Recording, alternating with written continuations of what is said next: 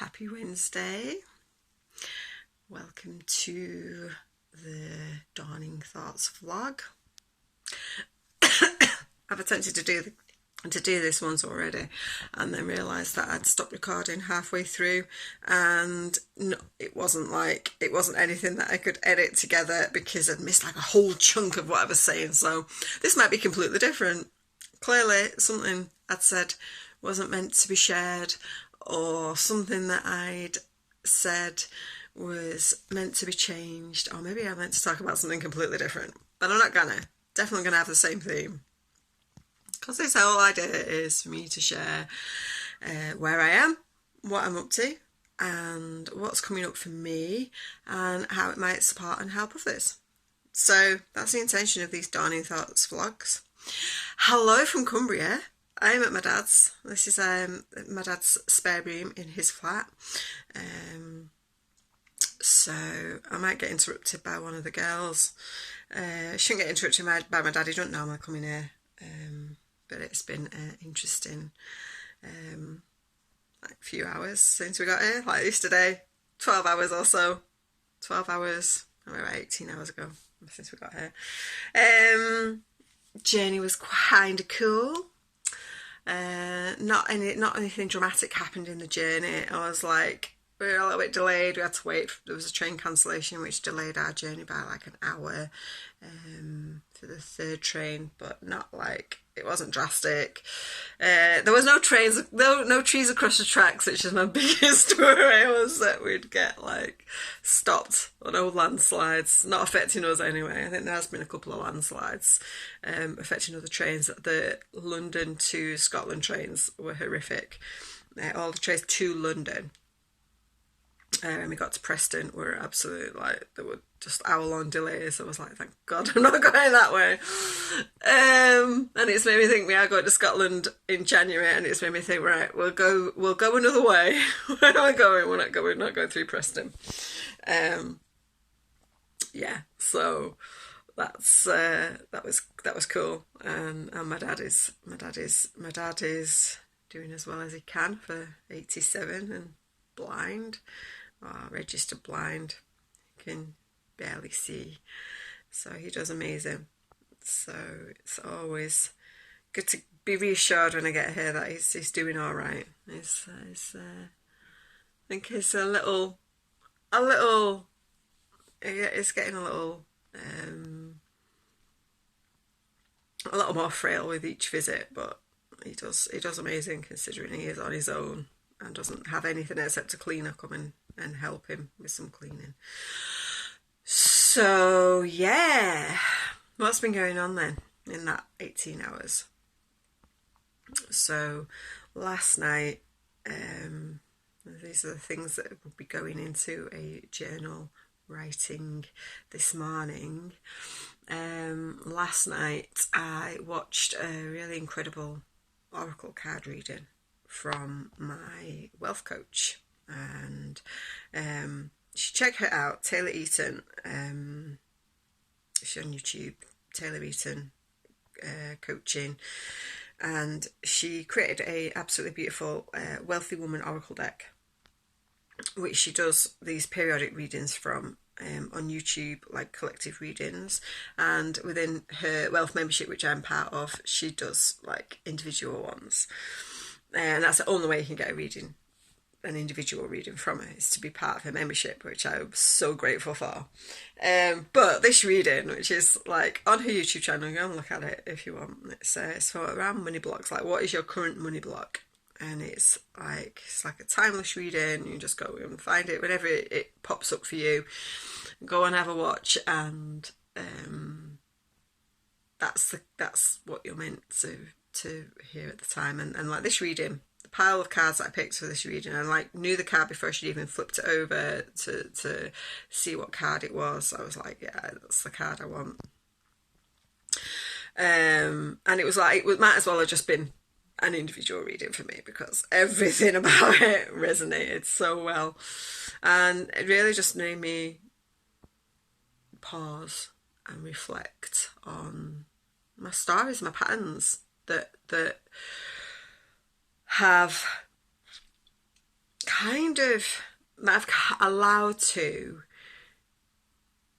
make me doubt my worth and my value and my abilities and skills and talents, which I know is part of my journey. I'm kind of cool with where I am and how it's unfolding. But the key part of this reading was to be patient with the universe and to not try and force it or rush it or push it, or being patient and think like what you're doing isn't enough, and so then jump from thing to thing to thing to thing to try and create what you want in your life, be that like a changing career, be that more income from whatever you do. And this is, for me, this is definitely a pattern that I've seen evolve over the last few years, where I know all the money mindset tools. I've been using them for years. I know all the tips and tricks. Like, I've read several money books. They all, like, at the end of the day, they all come back down to the same thing. To like not force stuff, to trust the universe, to know that you're worthy, to know that you're innately worthy of whatever abundance looks like for you. That it isn't just about money, and it isn't just about income, and it isn't just about a pay rise. It's about so much more than that. And what my pattern has been is to put into practice some of these things. And probably because of the way that life is set up for us in the Western world, with the need to pay rent and use money for food and use money to buy the things that we need for our homes and for our offspring and for our to actually live. Like, I do sometimes feel like it'd be so much easier to be in a tribal community where money isn't the trade counter of the community, because to just be able to use our unique skills and talents and abilities to trade would feel so much easier than I need X amount of money by X day to pay X bill, or stress, because that's how the system's set up, so that you get demanding letters that you've missed a bill, and we've so conned and tricked. This wasn't in the other video. We were so conned and tricked by the whole system of paying of bills as well, to put pressure on us as to how we receive our income.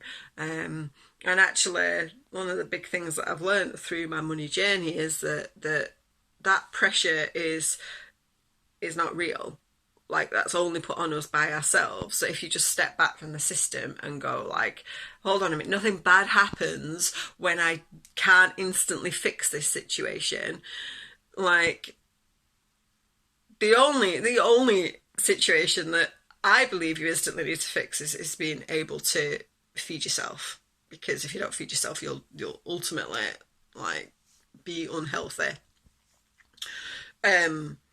So for me, and I learnt that actually as part of my money journey. I learnt that from Citizens Advice, was like, priority, food, always.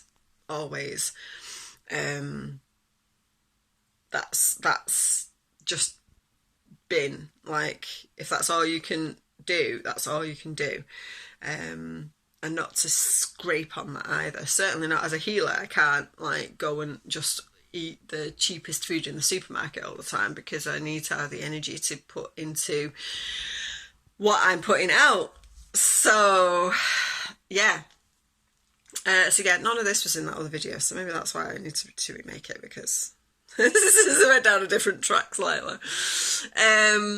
So what my story has been is pushing and pushing and pushing, like doing the thing, not seeing a result, and then thinking like that I'm failing at all these tools that are there, rather than being patient. Even though I know I can be patient, I know that I'm not under pressure to instantly pay a bill. That's still a little bit of a like subconscious patterning that it gets to be there because of the world around us, that you have to do it and do it now. So this reading basically made me go, right, okay, so just what I'm doing is right and I don't need to deviate from the path that I'm on and panic. It was like a little bit of reassurance, really, because the results are coming. Never fast enough for me, Taurus energy. Never fast enough for me, because I then put this undue pressure on myself, or a little bit will come in and then I panic. And that was part of this reading. Then the other part of this reading was to make a definite plan for where the income comes, when it goes, when it comes in. And this is something that I literally thought about on the train yesterday. While I was on the train, I've set up this GoFundMe to facilitate the capital for investing into the things that I need to run Indigo Sky Holistic as the holistic support service that I want it to be, and I've always wanted it to be. So I was like, right, what I need to do is actually calculate how much a full range of essential oils is going to cost. How much all the carrier oils, the base oils, because there's such a range of base oils for massage that all have different properties. So I don't just want one carrier oil, I want a few. I want to be able to provide the facials that I've been itching to do for a long time, but all of those products I have to invest in. And it's like to wait for 10 people to book facials for me to then have the products available to do the facials is just like, it's just without that capital to invest at the start, which I've invested like 3 years ago and then have used, and not just because of circumstances in the last 6 months, 9 months, have like it's not consistently flowed, which could be part of these money patterns and these money stories. So I actually decided that I need to sit down and calculate where the income, where the donations to the GoFundMe will be going, to how much all the bottles and items that I'll need to create my crystal elixirs. However, I'm going to print the labels for, whether I get my own printer and print them myself, whether I invest and pay for somebody else to print the labels, whatever it is, there's a cost involved in me printing labels, so that they're labelled up correctly and I know what elixir, what bottle holds what elixir and when it was created, all of that, to calculate what that is so that that's there. And also it's reassuring for the people who invest and donate to my GoFundMe as well, so I can record all of that on GoFundMe as I'm going along. So, and then, you know, room rent for 3 to 6 months, so that then the income that comes from client bookings can actually go into what like income is supposed to go into. It's just, some of it is meant to be invested in my family, it's meant to be invested in my girls' education, it's meant to be invested in the food that we eat, the place where we live, our lives, so that we are not just surviving but are thriving. And that was all in this reading. And what was interesting, what really resonated was that it wasn't like, it's not hard. Like the hard parts of the inner work that I've done to get to this place, I've already done. And what I need to do is be more receptive and more present and I've been doing a lot of that this month already through November, of practicing less multitasking mentally up here. It's like just my mental multitasking is shocking. And for this reading, it was the first time I need to share this in the wealth membership that Taylor runs. It was the first time that I didn't multitask. Like, I actually just listened to this reading, every single word of it, received it, rather than multitasking, mental multitasking. I'm reading a book, doing something else. As it happened, I was in bed here, and I was absolutely exhausted from travelling and being up from 4 o'clock the day before yesterday morning, and it was like I literally just absorbed the reading and didn't multitask during it, and it felt like I got so much more from it than all the many readings that I've listened to in the past, where I'm like, okay, so what can I do while I'm doing this? And it is like, it's a bit of it's a bit of a ADHD brain thing where I've got to be doing more than one thing at a time. And what I've realised through this month, through this presence that I've been processing, going through this process of being present with whatever I'm doing in a moment, rather than, I'm going to do this, I'm going to do this, and I'm going to do that. I'm actually getting more done because I'm just doing one thing at a time mentally. Like, I'm just doing one thing at a time mentally. I'm not doing like 20 things, so that I end up forgetting one because I'm not, yeah, it was a real powerful reading because I didn't multitask the reading. And the key significant stories that I need to release, which have been being released over this last 3 to 6 months, around my inner beliefs of my self-worth, that's been a massive part of my releases for my dad's, and those stories around my worthiness to have blessings come from being grown up, conditioned through religious doctrine of, like, there's one true religion in the world. And I know this isn't just the religion I grew up in, but I know there's other fundamentalist Christian religions that hold the same belief, that if you belong to any other religion, or if you forsake the religion that they're deeming as the truth, that God takes his blessings away. And that's been like the biggest, most significant belief, that conditioning that I grew up with, that I've had to release and let go of. And that's what a lot of the books that I've read, the mindset work that I've done, has been around deconditioning that belief, that worthiness, that my own Open Heart Centre just absorbed all of that.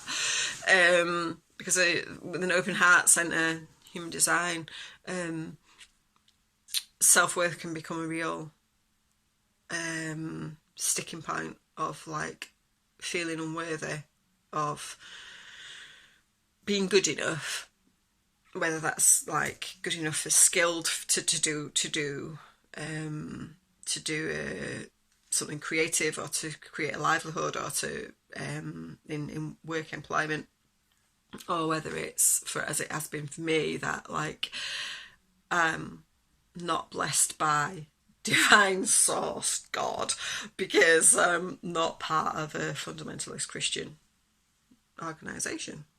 It's like such a sticky conditioning to release. And I know another someone else who I've discussed this with, who belonged to a different religion to me, with the same patterns there, that same need to decondition the belief that some divine being blesses or doesn't bless people based on what human created religion they belong to. So, and that we are all of us, each individual human, each soul incarnated in a physical body is part of that source creation. So we're part of that incredible energy that has created all things, that created us, and yet we just get sucked into this smallness that being a human we've come to believe that we are. And that's like all stories that we're all here to release and let go of at this time of change and this time of growth, spiritually, consciously, for humans, for humanity, for the human race, for our souls to grow and remember the light that we are and the creative source that we are. Each and every single one of us is part of that creation, and so we get to create from that when we remember that.